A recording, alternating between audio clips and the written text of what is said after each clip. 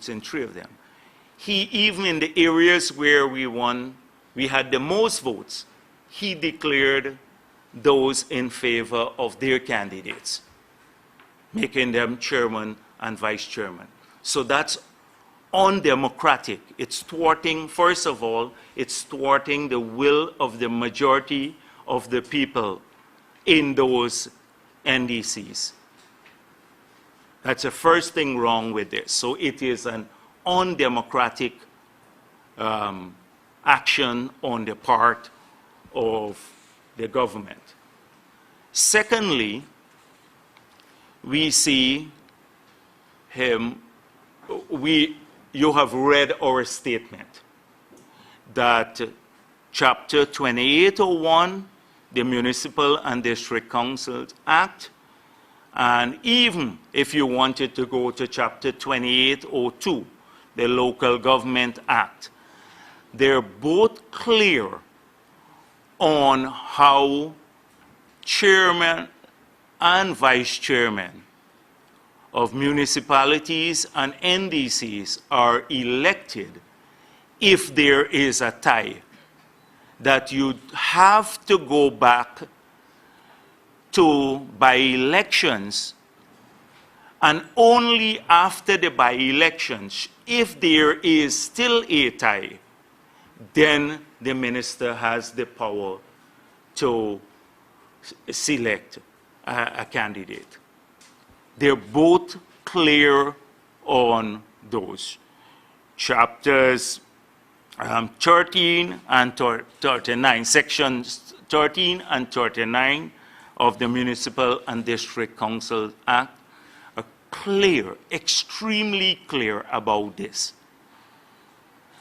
At one time, we heard they were using 2809, the Local Democratic Organs Act, but then quickly that was quickly put aside because those relate mainly to RDCs, the appointment of RDCs, chairpersons of and vice chair of RDCs.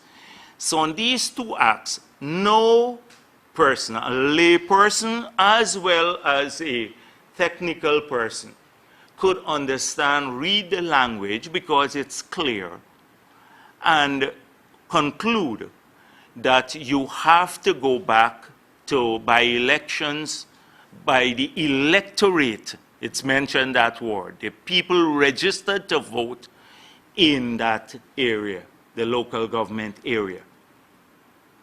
So this has been done. The minister now has acted illegally.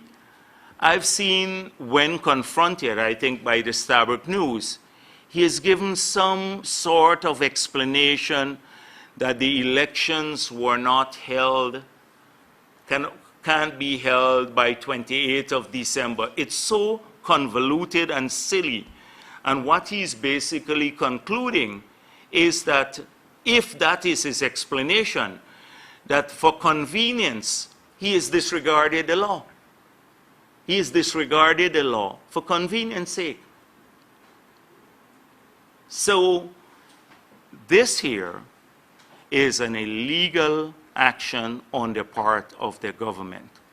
Now, what does this tell us? And by the way, they did not have to go very far to look at what happened before.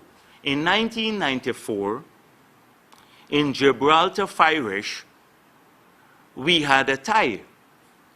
And there's a precedent to it. They had a by-election, and Kenneth Joseph, who is now chairman of NACI, he was the candidate on the PPP side who won the election, that we supported, that won those elections, the by-elections.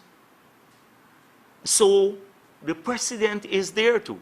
And I think there are 2 other areas, I'm not sure, Mabaruma and Soesdijk, who's covered in.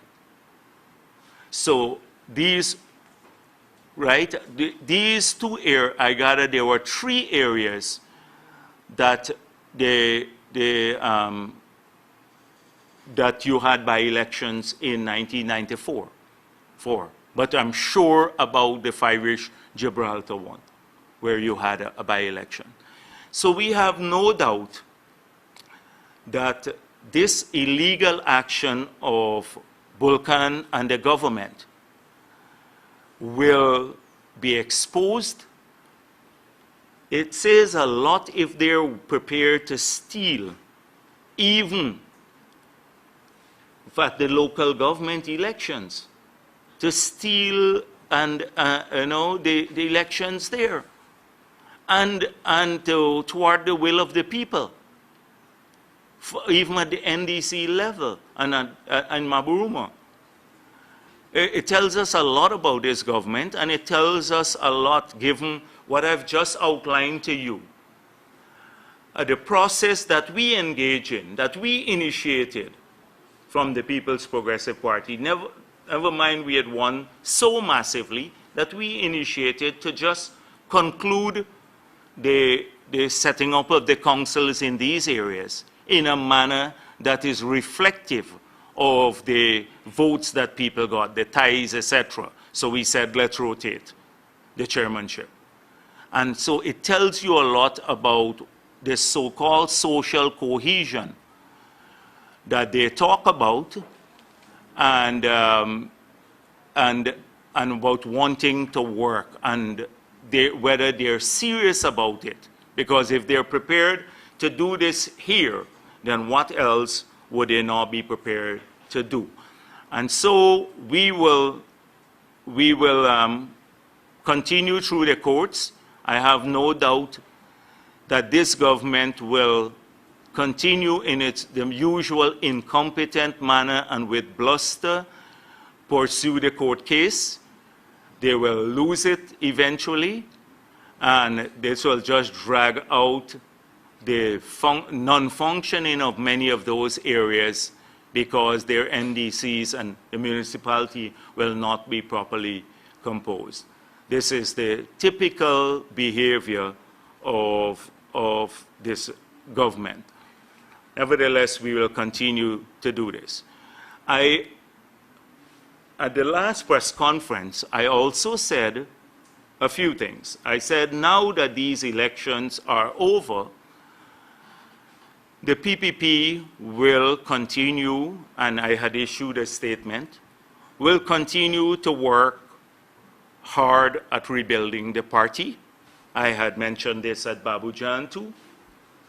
We will work in our base, first of all, and I said it's no secret that the PPP support, the majority of its support has come from Indo-Guyanese and Amerindians. And so I said we will work to strengthen our base and the party in our base. And then I went on to say that once this consolidation has taken place, we will then start working in APNU support areas, as we had done in the past many, many years in Linden, Georgetown, New Amsterdam, because for these elections, we did not have a very aggressive campaign in these areas. We did not have a campaign that we should have had. It's a deficiency that we recognize.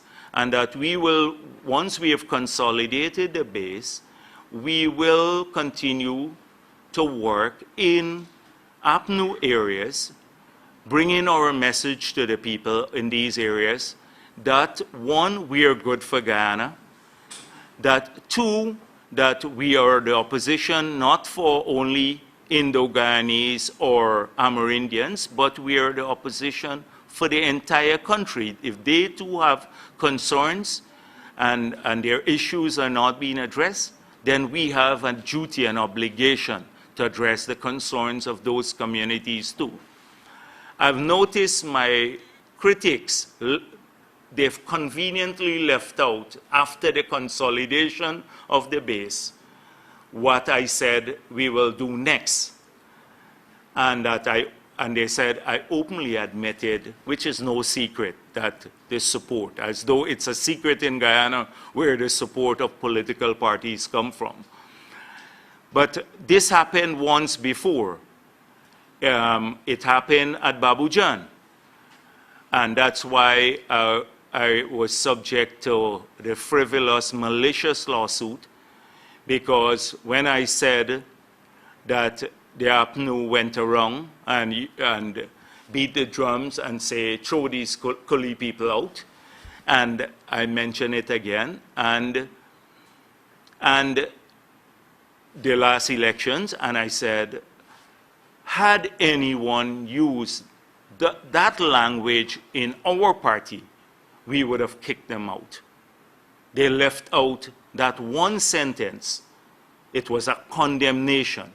They left it out, the lawsuit left it out. And then they went on conveniently to make this case about being racist. And so it happened again because I'm frank with you. The PPP will work and strengthening itself in its base. It has to do that, and it is doing it, and it's been successful so far. And then it will work in APNU's strongholds too, because we believe that having seen many APNU supporters, having seen this government in action now, will understand that the 23 years that we spent in office that were spent in service of all of our people. And that we want to take that message to those communities to ensure that by the time we reach the next elections, whenever they come around, not only will we regain some of the support that we lost in our base, but we will also gain significant support in APNU's base. And it is a frank thing. I don't have to hide and use coded words like Trotman. Coded words like Trotman or some of the others. I am frank about it. So I just wanted to say a bit about that. Maybe I can end there. But before I do so, we have seen capricious action on the part of many agencies. We believe that that many of our public officers are now subjected to political directions. Their people are pointed out to them who to go after, where some are political, some are business people, some are seen as non-supporters of the coalition, but not politically affiliated. And I want to make it clear that the People's Progressive Party will always support our public officers in the execution of their duties, provided these are done lawfully, with decorum, with civility, and not subjected to political directions. That they are not done maliciously, they are not done to discriminate against people. So what we are doing, I've just put together a small group, is to examine every single case where there have been complaints about public officers acting upon political directions. We are creating a database now of this. If at any time, now or in